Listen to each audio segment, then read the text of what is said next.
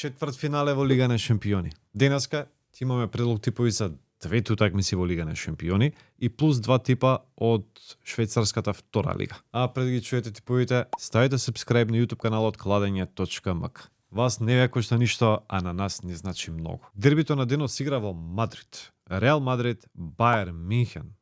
Гол-гол. Не е нешто голем коефициент за гол-гол, ама ќе паѓаат голови па не знам што да е. Бајер Минхен е фаворит според букмекерите, ама Реал Мадрид дома тешко дека ќе изгуби.